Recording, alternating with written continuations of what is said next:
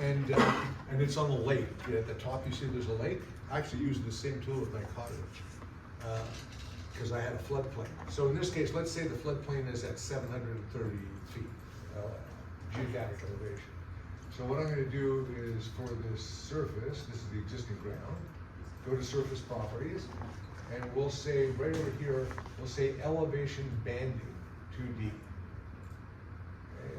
Okay, yeah, elevation banding. Okay, now I'll go to analysis and I'll do elevations, and I only want 2 elevations, okay? Because I just want to know what's going to be in the floodplain and what's not. Okay, so I say elevations, number of ranges, 2, and I'll just hit that. And now I want to know what 730 is my key, so I'm going to change this to 730 and this to 730. For anything below 730, I'm going to give it a color of like light blue or something, like that. And anything above 730, I'll make it brown, some sort of light brown. And I'll hit OK. Okay, so how good is this? You know, I mean, now I can see that these 4 lots here are, the floodplain is encroaching in there. So if I'm allowed to, at least, I'm going to bring fill, right? I want to build up these lots so that the floodplain isn't encroaching in the backyard. Otherwise, high water gets full backyard. You know? So here, say this area would be a park, you know, for the subdivision, and I know now that I better put a bunch of fill here again, or else during the flood times this is all going to be underwater. Okay, so you're not allowed to do that though. no, most places these days won't let you bring in fill, but you can move fill around if you had, you know, were able to cut from somewhere else. You can't bring in foreign material. But this was really helpful to me because I had a weird shaped lot and I was trying to add a piece to my cottage and I had to find the high spot. But, okay, so there's just a few of them that are really good too. You can see why a lot of firms are using this software.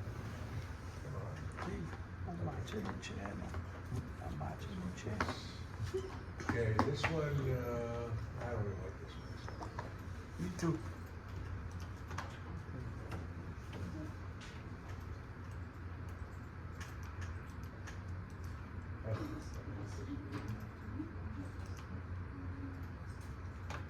I'm trying to give you a okay, this one's actually a really good one.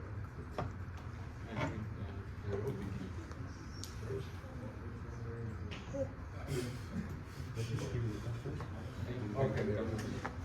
Okay, so this one here, I'm just going to send the surface to the back. Okay, so this one's okay. So if you're doing a site, let's look at this site. So this is the final surface. So I'm going to go here and I'm going to do slope analysis. So slope banding. Okay, so you just go find your surface, go slope banding, then I go to analysis. I want to have slopes, and I'll say I want to have 4 ranges. Okay, and I'll go 4. So now, what would a bad slope be for, like, too flat for grading your house? You know, so I think under 2%, you know, would be too low. So let's say anything from 0 to 2 is going to be yellow. Okay, so yellow is too shallow. From 2 to 10, if you're doing like this isn't going to let me do 10 because this one's too low here.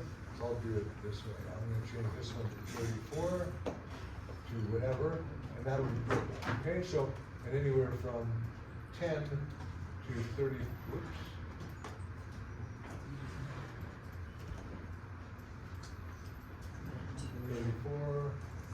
And this is 10. Okay, now I can do it. Okay, so I made these ranges. So from 2 to 10, that would be perfect, right? For a house. So I'll make that green. From 10 to 34, that's a little on the high side. So I'll just make it like an orange or something like that. Okay, so now I've got these. I'll hit OK. and now you can see the grading. You can even add a legend. If I grab this surface, it says add legend. And I can go and say slopes, dynamic, and click over here. And now it's actually, I can put that right on the drawing. So anything from 2%. Okay, so now you can see that these lots here, okay, so we got 50 houses here, and you've got the job to grade this. If you're doing this manually, you're gonna have to do cross sections, right, through every one of these lots and draw every single lot separately. In this case here, I know that these ones are too steep. So what am I gonna do? I'm gonna lower these 4 down a few feet and see what happens. Okay, so all I have to do is I'll go select these 4 feature lines here. What do I do now to lower those? The answer is always right click. Right click, raise and lower, and I'll say -4, okay? And in one shot, you know, the front yards are perfect, and the rears are a little, this one's a little steep maybe, over here on the side. You know, so I can lower these easily another, you know, I'll pick them all, I'll lower them another foot and see how that works out. Again, just select this, right click, raise, lower, say -1. You know, so that is how easy it is to grade 50 houses. You know, you just go around. So again, there's a bunch over here that are a little too high. So again, I can grab these lots. And that one's, these two are the steep ones. These 3, raise, lower. I'll say -3. You know, again, so you just sort of play around with that. So again, just visualize how difficult this would be without Civil 3D doing this. So I'm just popping up and down lots here and seeing right in front of me the colors indicate the grading. Okay, so this is good.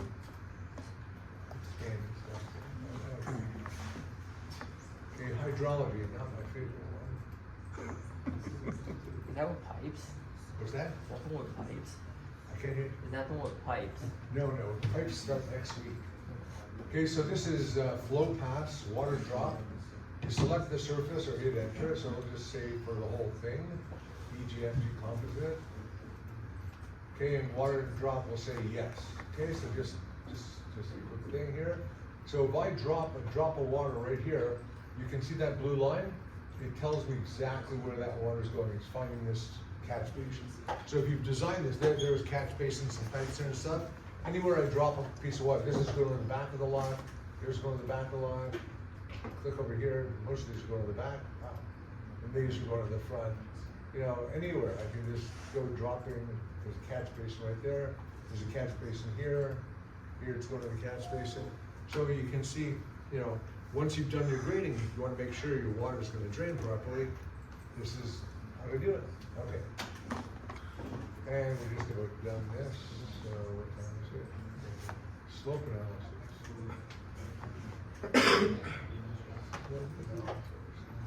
Okay, so this is the parking lot we did last week. So as opposed to grading a lot, a parking lot, you know, you want it to be, I'm trying to remember what slope should be, like under, you know, from 0 to 0.5% would be too flat. You know, it's not going to drain, but from 1.5 to 2% would be perfect. And then up to 10% is on the high side, but you can drive on it. But after that, you can't drive. So let's just make some slopes again. So the surface we're talking about is the parking lot surface properties. And we'll go to, what happened? Rebuilt. Okay, sorry, slope banding. Too much caution side, Professor. Okay, we'll do the analysis again for slopes. Slopes, we'll do 4 things, and again, you just pick, say 4 and say run, and now we'll just do this. Okay, so the first one I said we'll do to 0.5, and the second one 0.5 to 2, and then over here it'll be 2 to 10, and here it'll be over 10. Okay, and then, so the one's too flat, we'll say is, say it's yellow, if it's too flat, keep it consistent. This will be green, because that's going to be perfect. And this one will be orange, it's a little too steep. And we'll leave the purple as no good. Okay, hit okay, and there you go. Okay, so right away you can see, so it's a little bit steep over here, but we can also add actual slope labels here to see what this is, since this is a little steep.